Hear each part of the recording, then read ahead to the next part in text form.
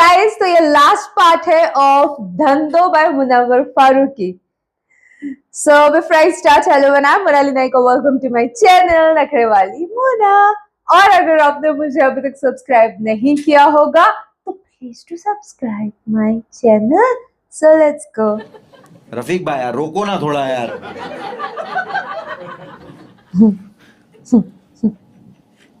मुझसे बात करने के लिए सिर्फ मैं हूँ. सदाकत मेरे को बहुत हिम्मत देता था. मैं देख रहा हूँ एक रेपिस्ट छूट के जा रहा है, एक मर्डरर जा रहा है, एक लूट किया है, ये वो सब छूट के जा रहे हैं रोज. 28 जनवरी को मेरा बेल रिजेक्ट हो गया. बेल रिजेक्ट होने के एक रात पहले सदाकत मेरे पास आया और उसने मुझे बोला कि भाई कल आपको बेल मिल जाएगी ना, तो आप जाकर ज़रा मेरी मम्मी का ध्यान रखना. उसका मेडिकल वगैरह का सीन, दवाइयाँ चल रही है, वो बहुत परेशान होगी. मैंने उस वक्त पता है क्या सोचा? मैंने उस वक्त ये सोचा कि अच्छा हुआ मेरी माँ ही नहीं है, वरना उसका भी सेम हाल होता. आप बिलीव करोगे कि कोई ये सेलिब्रेट करेगा कि यार अच्छा हुआ मेरी माँ नहीं है? जेल ने मुझसे ये तक सेलिब्रेट करा दिया. नेक्स्ट डे जब मुझे पता चला बेल रिजेक्ट हो गई है तो मैं सदाकत से आंख भी नहीं मिला पा रहा. मैं उसको बोलता हूँ भाई तू टेंशन मत ले, अभी तुम लोग का बेल डालो, मुझे समझ में आ गया ये लोग मेरे को अटकाने वाले हैं, तुम लोग का हो जाएगा, टेंशन मत लो. मैं रो नहीं पा रहा हूँ. वही ये जो इंग्लिश स्कूल तेरे को मिला ना एजुकेशन, कि तेरे को नहीं पता होता, तेरे तो अवेयरनेस नहीं होती तेरे अंदर, तो तेरी माँ तो तेरे को बता देती कि बेटा ये गलत है ये सही है. मेरे को किसी ने बताया ही नहीं, मेरे को तो उल्टा ये बता रहा है कि जो रोता है वो लड़की है. मैं बचपन में जब भी रोया हूँ मेरे को बोला है कि ये लड़की की तरह रो रहा है. उनकी गलती नहीं थी, उनको भी एजुकेशन नहीं मिला था, वो मेरे को खास अवेयरनेस डालते. तो मैं भी बचपन से यही था कि रोना नहीं है भाई, लड़कियां रोती है. अब मैं 100 मर्दों के सामने कैसे रोऊं? सिर्फ अंदर ही रो रहा हूं. मैं कैसे रोऊं 100 मर्दों के सामने? ये 100 के 100 मुझे देखते रहते. 50 को मेरी जैकेट चाहिए, 50 को मेरी चाहिए. मैं कैसे वल्नरेबल हो जाऊं? रोता भी हूं ना ऐसे छुपके से, सब ब्लैंकेट ऊपर करके रात में, लाइक मेरे बाजू में रजत सोता ना, वो मेरा ब्लैंकेट हटा देता है. बोले तू रो रहा है ना? बोला नहीं भाई मैं हिला रहा था.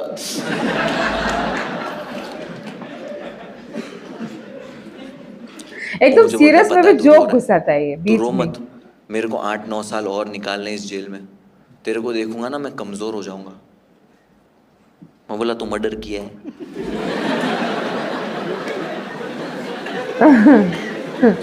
तू गांडो आदमी मार दिया, मैं जोक तक नहीं मारा.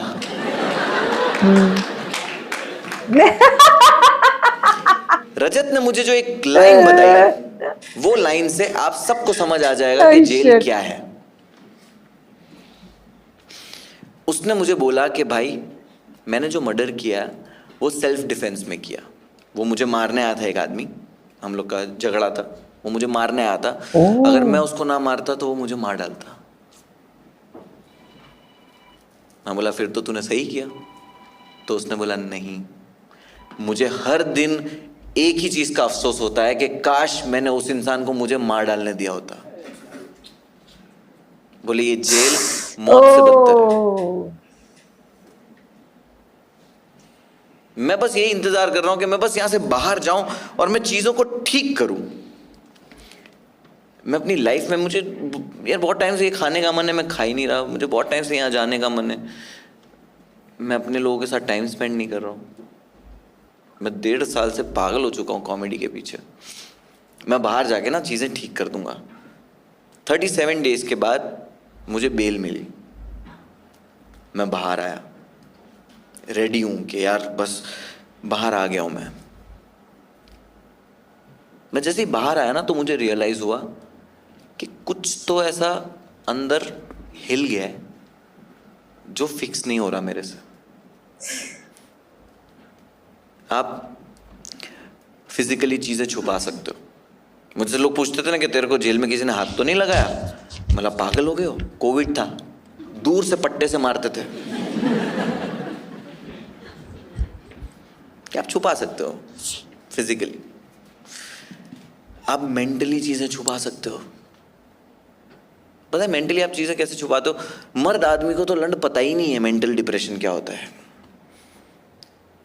क्योंकि मर्दों को लगता है, जब औरतें जाती है ना, औरतों को बहुत होता है, उनकी बॉडी को लेके होता है, उनकी शादी को लेके होता है, उनकी माँ, उनकी सास, हर चीज की परेशानी होती है, प्रेगनेंसी, पोस्ट, प्री, सब।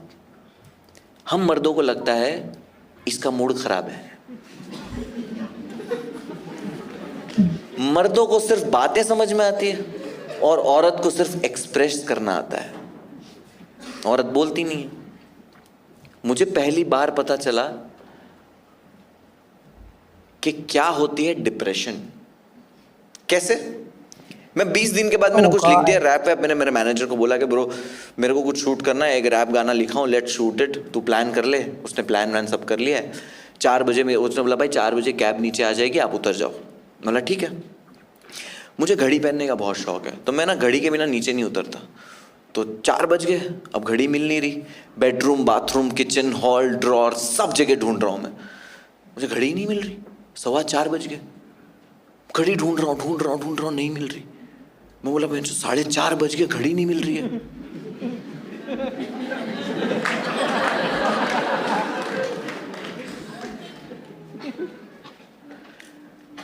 मैं कैब में बैठा, मैंने कॉल किया मेरे मैनेजर को कि भाई सुन, मेरे को दिमाग वाला डॉक्टर चाहिए। बोले भाई सब डॉक्टर में दिमाग रहता है।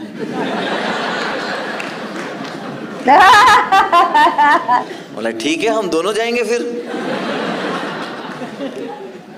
हम एक बात करके एक मिडिल ग्राउंड पे आए कि मुझे एक साइकेट्रिस्ट की जरूरत है।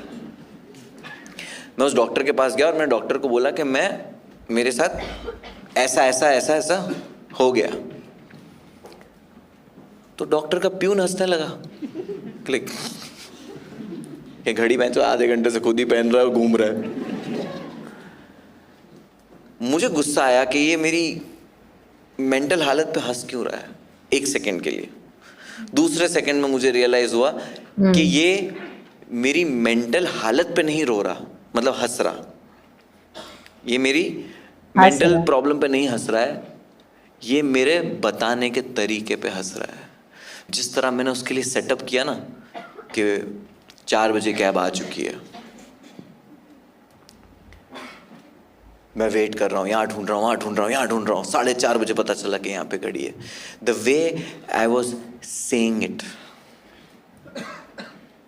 डॉक्टर ने बोला ये दवाई खा, तेरे को नींद आएगी, तेरी नींद नहीं हो रही है, इसकी वजह से तू प्रॉब्लम में है। मैंने दवाई खाया, नींद नहीं आ रही। बोले और एक खा, और एक खाया, नींद नहीं आ रही। बोले एक काम करिए, सब छोड़िए, खा, इससे तेरा दिमाग मंद होएगा। तेरे को है PTSD, post traumatic stress disorder. ये मेरे को बोलने भी आया इतनी बार परफॉर्म करने के बाद। तब मेरे को समझा भी नहीं। उसने बोला तुझे ये डिसऑर्डर है जिसकी वजह से तुझे वो चीज़ें हॉन्ट कर रही है, जिसके वजह से सो नहीं पा रहा है और तेरा दिमाग काम करना बंद कर रहा है। दिमाग नम होगा, सोचना कम होगा, तब नींद आएगी। मैं बोला दिमाग नम होगा तो मैं भूल तो नहीं जाऊंगा चीज़ें? बोला हाँ, हेल्प होगी भूलने में। मैंने बोला ये दवाई रख तू तेरे पास, गांडू ड्रग डीलर है भैंसो तू, सब दवाई लेके घूम रहा है तू। और मेरे को दिमाग को मंद नहीं करना है, मेरे को ये सब याद रखना है। मुझे याद क्यों रखना है? मुझे याद इसलिए रखना है क्योंकि मुझे अपनी बात कहनी पड़ेगी। मुझे अपनी बात इसलिए कहनी पड़ेगी कि मैं एक स्टैंड अप कॉमेडियन हूं, मैं बहुत नया हूं, मैं सीख रहा हूं, मैं और बेटर कर सकता हूं। फिजिकल, मेंटल छुपा लिया मैंने, फाइनेंशियल कैसे छुपाऊं? मुझे मेरे मैनेजर ने 1 महीने बाद बताया कि भाई इतना कर्जा है, 22,67,300। उतना पैसा मैंने कभी देखा भी नहीं लाइफ में। एंड आई वाज लाइक भाई, इकबाल भाई के पास रेस्टोरेंट था बेचने को, मेरे पास तो वो भी नहीं है। ये पैसा कहाँ से चुकाऊंगा? कर्जा नहीं छुपता, इंसान के कपड़े में दिखता है, इंसान के खड़े रहने के तरीके में दिखता है कि ये इंसान कर्जे में। आपके पड़ोसियों को पता चलता है कि आपके घर कोई पैसा मांगने आ रहा है। मैंने पूरा बचपन कर्ज मांगने वाले लोग अपने दरवाजे पे देखे। मैं डर गया कि यार ये क्या हो गया। मैंने बोला वो OTT वालों से बात करें। बोले उनका मेल आया, they want to talk to you, but मुझे लगता है वो तुम्हें इसलिए बात करना चाहते हैं कि वो चाहते हैं कि हमारी जो डील हुई थी वो अब नहीं हो सकती। मैं बोला ठीक है, कोई बात नहीं, मीटिंग कर लेते हैं। बड़े लोग का ना भी सुन लेना चाहिए, उनको याद रहता है। हमने मीटिंग करी, वही आदमी आया, वो इंग्लिश बोलने वाला। ए how you doing, you okay? बोला यस। वरुण एक है, अभिषेक कॉमेडियन है। बोले वो मिले थे, वो बता रहे थे कि आपने जेल पे कुछ जोक लिखे। मैं उस वक्त ओपन माइक्स में करने लगा था। मैं बोला जोक तो नहीं, मैं पूरा शो लिख रहा हूँ। बोले वो नाइस, यू रिमेंबर हमने एक डील के बारे में बात करी थी दैट आप जब भी करोगे हमारे साथ कुछ करोगे। मैं बोला yeah I remember, don't forget that, we still believe in you, और हम अभी भी तुम्हारे साथ काम करना चाहते हैं। आप ये शो रेडी करो, वाओ, हम लोग ये शो रिलीज करेंगे। नाइस। मैं बोला ठीक है। बोले बस 15 दिन का वक्त दो, 15 दिन में हम कोर्ट भेजते हैं। मैं बोला कोर्ट वगैरह का लफड़ा मेरे को नहीं चाहिए। बोले कोटेशन कोर्ट।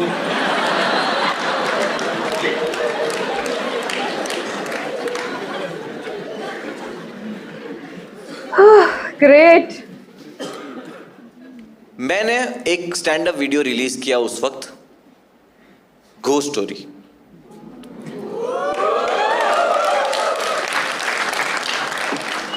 कोई पॉलिटिकल जोक नहीं था, कोई कंट्रोवर्शियल बात नहीं थी। It was a pure stand up bit with went viral. YouTube India पे 10 दिन तक trending, number 1, numbers are double, सब बढ़ गया। 15 दिन के बाद मेरे मैनेजर का कॉल आया कि भाई उन्होंने ऑफर भेजी है 2 करोड़ रुपया।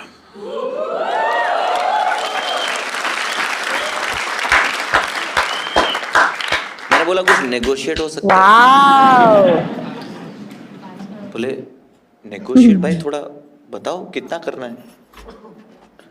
मैंने बोला देख 2 करोड़ तो मेरे लिए बहुत है, बहुत ज्यादा, बट मुझे 2 करोड़ सुन के वो खुशी नहीं हुई जो मुझे 70 लाख सुन के हुई थी। तो मुझे एक चीज रियलाइज हो गई कि मेरे लिए पैसा नंबर 1 नहीं है। मेरे लिए नंबर 1 मेरा काम है। वरना मुझे खुशी होती ना 2 करोड़ सुन के, 2 करोड़, वो हुई नहीं। मेरे को उस वक्त रियलाइज हुआ कि मेरे को खुशी किस चीज में मिल रही थी। मुझे खुशी मिल रही थी लोगों की तालियों में। जब लोग हंसते थे, जब मैं स्टेज पे होता था, आप लोग बिलीव नहीं करोगे मैं यहाँ पे खड़े रह के कितना खुश होता हूँ। I feel so good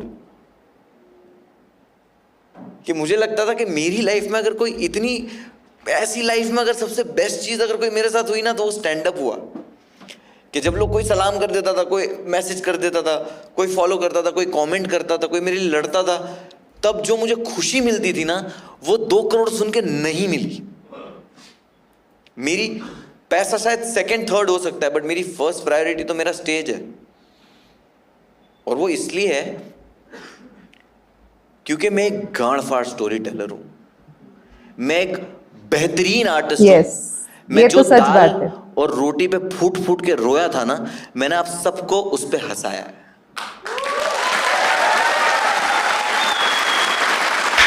exactly, ये तो सच बात है, इसमें मानना पड़ेगा।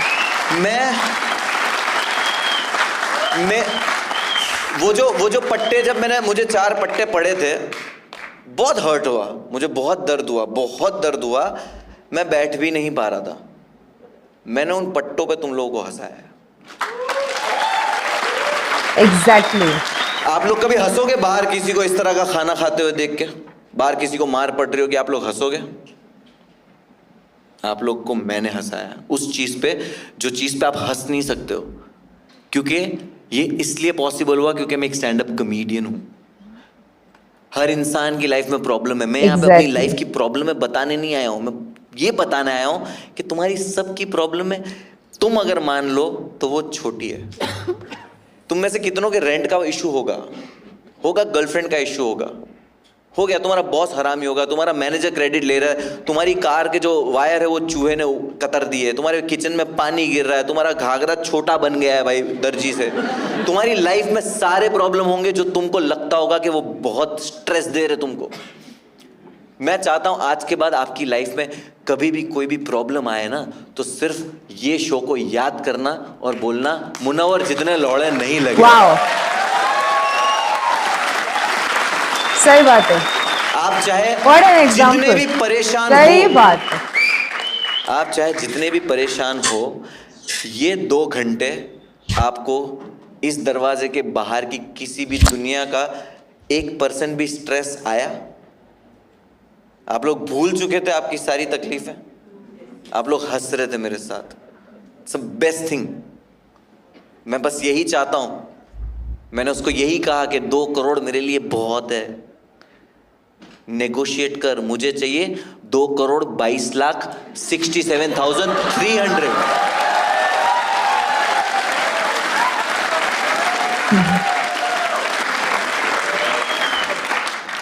22 लाख। बिल्डिंग जो है ना, बिल्डिंग जब छोटी होती है ना तो लोगों को नहीं दिखाई देती, जैसे वो बड़ी होने लगती है ना लोगों की नजरों में आ जाती है। मैं वो बिल्डिंग की तरह चढ़ने लगा, मैं नजर में आ गया। धमकी, कैंसलेशन, थ्रेट कि इसके शोज पे ये ऐसी बातें करता है, इसके शोज में गलत चीज़ें बोलता है, इसको मत लाने दो, ये आएगा तो हम जला डालेंगे, हम तोड़ फोड़ कर देंगे, ये वो हर सिटी में। ये क्या हो गया मेरे साथ? मैं सिर्फ हंसा रहा था लोगों को। मैं इतनी बड़ी बिल्डिंग कैसे बन गया? मैं थ्रेट कैसे हो गया? 3-4 महीने नो काम। मेरे पास सिर्फ यही उम्मीद थी कि मैं ये शो लिखूंगा, ये शो एक OTT को बेचूंगा, पैसे कमाऊंगा, कर्जा पूरा करूंगा। 3-4 महीने पैसे नहीं है, कर्जा है। एक कॉल आया कि एक लॉकअप शो है, करेगा?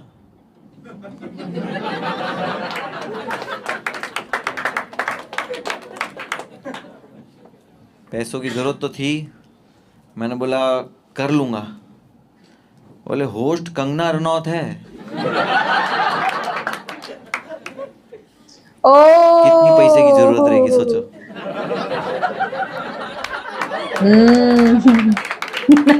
मैं बोला 2 घंटे का शो मेरा जिन्होंने कैंसिल कराया है, उनको नहीं पता कि मैं अब 24 घंटा दिखने वाला हूँ।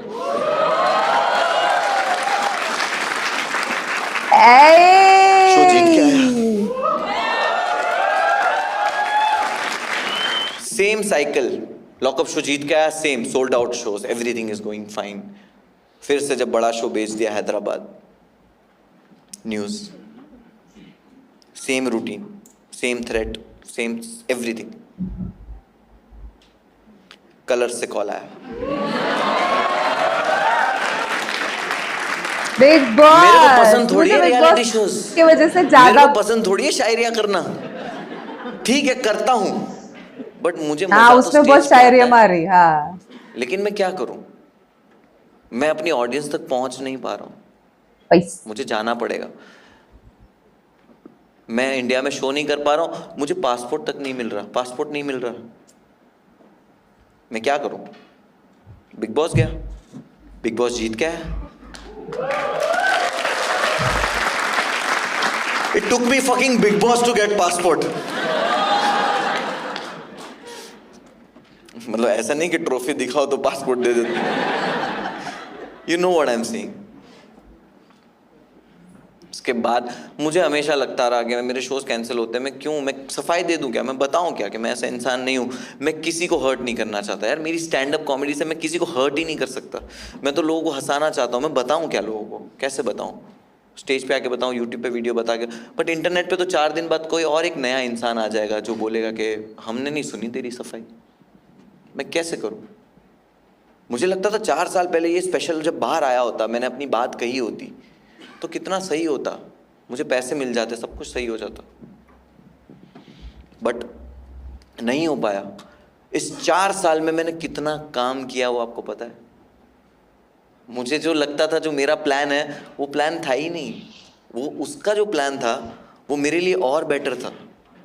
क्योंकि आज जो मुझे लगता था कि मैं 2021 में इस शो से कमा सकता था, मैंने 5 साल में ये शो 200 बार परफॉर्म किया है, बच बच के, यहाँ से वहाँ से, कैसे भी कुछ भी करके आई हैव परफॉर्म्ड। मैंने अपना स्टेज ढूंढा, और जब मैंने नेगोशिएट किया और मैंने उनको कहा 2,22,67,300 चाहिए, तो मेरा मतलब यही था कि मैं स्टेज पे खड़े रह के ये कह सकूं कि मुझे जोक करने के लिए 37 डेज के लिए 37 डेज के लिए जेल में डाल दिया, और उन 37 डेज में लोगों ने एक ही चीज़ चाही मुझसे कि मैं कभी भी जोक ना करूं। मैंने उन 37 डेज पे ये मेरा शो लिख दिया। कोई कहता है कि इस पे जोक कर देता है, इस पे करता है, ये इस पे करता है, ये उस पे करता है। मैंने पिछले 1.5 घंटे सिर्फ मुझ पे जोक मारे, मैंने सिर्फ मेरा मजाक उड़ाया इस शो में, किसी का नहीं। अगर कोई केस भी कर सकता है तो मैं ही मेरे पे करूंगा।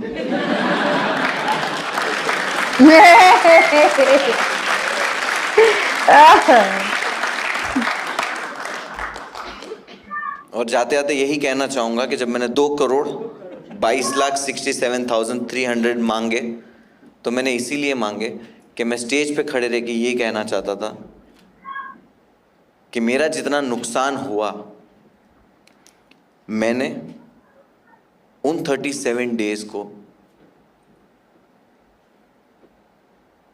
जोक लिखने में, और उन 37 डेज पे जोक लिख के मैंने वो सारे जोक्स को 10 गुना ज्यादा पैसों में बेच दिया।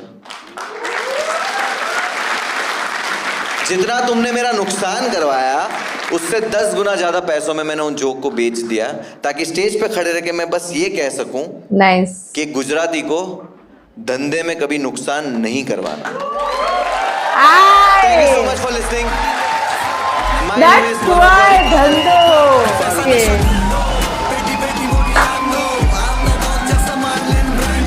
धंधो। मैंने इस पे रिएक्ट किया था, धंधों पे। एक टाइम था, सॉन्ग जब आया था फर्स्ट टाइम, मैंने उस पे रिएक्ट किया था। यस, दिस वाज लाइक, मुझे लगा भी नहीं था कि मैं इतने बड़े वीडियो पे रिएक्ट करूंगी। सबसे पहले थैंक यू आप लोगों को कि आप लोगों ने इतना अच्छा रिस्पांस दिया इस पे कि मेरे से नहीं हो पाया और मैंने इस पे रिएक्ट कर दिया। मतलब आपने कमेंट्स भर दिए, next part next part next part, और थैंक यू आपने ये किया सो दैट फुल स्टोरी मैं, ये बहुत अच्छे स्टोरी टेलर है नो डाउट, क्योंकि मैं उस स्टोरी में घुस गई थी। यहाँ पे कोई एनिमेटेड एआई जनरेटेड क्लिप नहीं चल रही है पीछे, जिस वजह से हम उसको इमेजिन करें, या जिस वजह से वीडियो और ऐसे दिख के आए कि ओ माय गॉड क्या भारी एडिटिंग है, कुछ नहीं। इट्स ओनली मुनव्वर फारूकी, हम उसको देख रहे हैं फुल टाइम 2 घंटे के लिए, एंड हम उस स्टोरी के अंदर घुस चुके हैं, हम चीजें इमेजिन कर रहे हैं, दिमाग में सारी चीजें चल रही है। ओके, एक पॉइंट मैं अपने तरफ से रखना चाहती हूँ। जब उन्होंने कहा कि मुझे पैसे खुश नहीं करते, मुझे ये स्टेज, ये क्राउड, ये आवाज मुझे खुश करती है, ठीक है। जब कोई इंसान उस लेवल पे सक्सेसफुल होता है कि जहां पे उसको बहुत पैसा आ रहा है, 2 करोड़ उसको तो ऑफर हुआ है, ठीक है, चलो उतना पैसा आ रहा है, तब कोई इंसान ये बोले कि मुझे पैसे खुश नहीं करते, मुझे ये स्टेज खुश करता है, लोग उसको सुन के खुश हो जाते हैं। जब कोई नॉट सो सक्सेसफुल इंसान ये सेम डायलॉग मारे, तब लोग बोलते मिलेगे भी कहाँ से इसको, क्या ही उखाड़ लिया इसने, इसको तो यही चीजें खुश कर। मतलब खुद को प्रूव करना कितना इम्पोर्टेंट है, खुद की वैल्यू सेट करना कितना इम्पोर्टेंट है आज की दुनिया में, कि अगर आप ये चीज नहीं करोगे तो आप कहाँ स्टैंड करते हो, ये आप खुद सोच लेना। तो यस, मेरे को इससे बहुत सारी सीख भी मिली। देखा जाए तो ये एक स्टैंड अप कॉमेडी है जिसमें उसने हंसाया, सोच पे डाल दिया, कहाँ से कहाँ लेके गया ये पूरा स्टैंड अप, ये वीडियो, दिस वाज बेस्ट। तो फाइनली मैंने पूरा वीडियो कंप्लीट कर दिया। आपको जैसे बड़ा क्लिप चाहिए था वैसे 2 पार्ट्स में मैंने कर दिए। आपको कैसे लगा ये आप मुझे कमेंट में जरूर बताना है। तो मेरा रिएक्शन जितना हो सके लाइक कमेंट शेयर से भर दो गाइस। हो सके तो सुपर थैंक्स भी देना, मेरे चैनल की ग्रोथ के लिए हेल्प हो जाती है। बाकी परत न्यालेचा